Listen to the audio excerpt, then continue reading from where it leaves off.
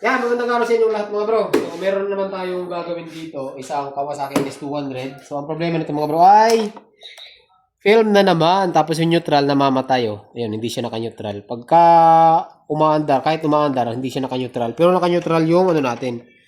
Push start natin para makita yung film. Ayun oh. Malabo na mga bro. Yung film, hindi nakita yung ano, yung number, yung gas. Ito yung gagawin natin mga bro. Bibisikan na natin ito, papalitan natin ang polarizing film. Alasin muna natin.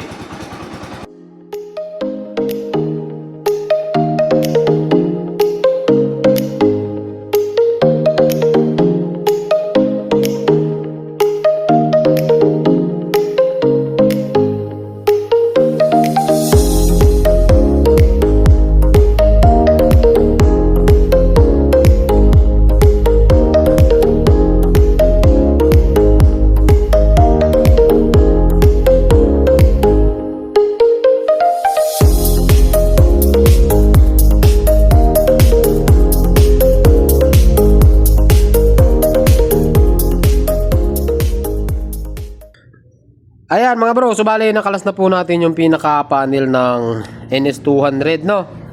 So ang tatanggalin natin dito mga bro, ito lahat ng nasa gilid. Ayan, kakalasin po natin yan. Kita nyo yan. Lahat ng nakahinang na yan, tatanggalin natin yan para makalas natin itong pinaka-panel nya.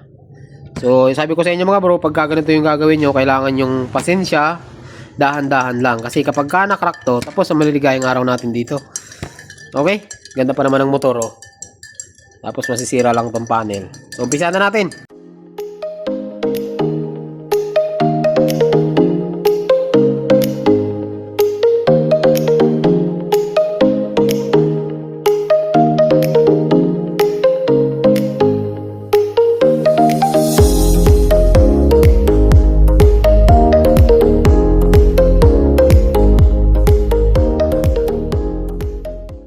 Ayan mga bro, so update tayo ano, bali nabunot na natin yung LCD. Ito po yung LCD. So bali mayroon dalawang film to, itong isang sa ibabaw at saka yung sa ilalim. So malimit masira yung sa ilalim, no. Malimit masira yung sa ilalim, yung sa ibabaw. Minsan naman nangyayari yung pero bihibihira. Sa ilalim lagi. So tanggalin natin.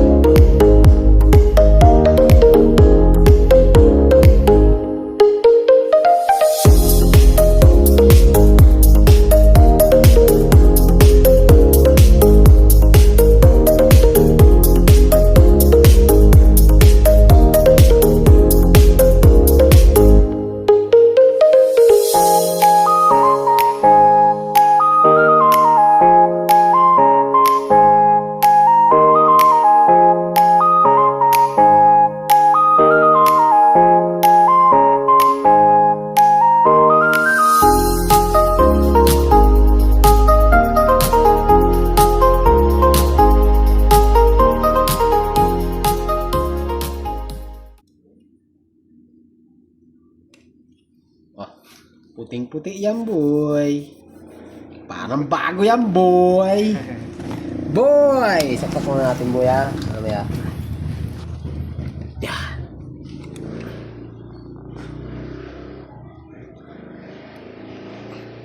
Gwapo ka rin pala, bro. Ha? Gwapo ka rin. Ayan, mga bro, so update tayo, ano? Bali, naibalik na natin yung... So, kailangan nyo pala, mga bro, ng, ano? Polarizing film. Ito. Ayan. Ngayon, kung gusto nyo panoorin yung step by step tutorial, meron naman tayo sa YouTube channel ng step by step kung paano magtanggal nito, magbalik ng mga LCD ng mga motor. Ano? Ito kasi home service tayo kasi kapag gumawa tayo ng video, matagal. Ayan o, napalitan na natin. So, kailangan lang natin dyan ay ibalik yung hinang. Ihinangin natin dito sa likod.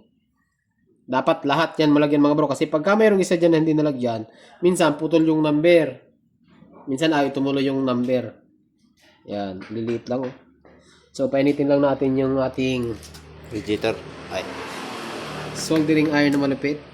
Yan. Tumumurahin lang soldering iron mga bro. Mainit na yan. Tumagos na sa sapatos ko. Nakasaksak ko kanina. Yan. Tapos, mas maganda mga bro kung meron kayong paste. Ayan. Lagyan natin ng soldering paste mga bro. Para hindi para hindi sila magdikit-dikit. Kailangan natin to. Wala na nga. Madami ito dati. Naubos na naman.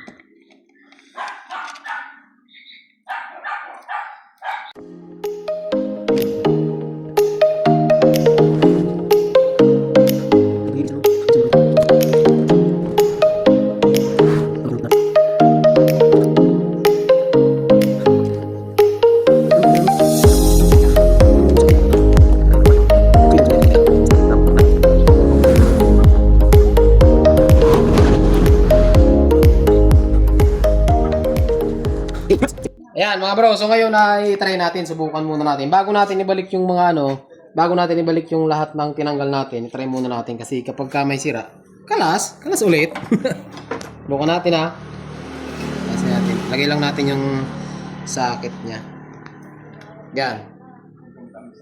Uy. Uy, ayos mga bro, maliwanag na ang buhay. Ayan. Yan oh. Ayos na mga bro, malinaw na oh. Full tank ba yan bro? Full tank na yan, full tank. Oh. Ayos, kitang-kita mo na bro. Yaw. Yan. So maliwanag na mga bro. So siguro hindi ko na ipapakita sa inyo kung paano natin to ibabalik kasi madali lang din naman yung pagbabalik nito. So ngayon, ibalik na natin tapos i-troubleshoot natin yung neutral, bakit nawawala yung neutral. So dito lang yung video natin mga bro. So shoutout pala kay brother oh. Yan o. Hey!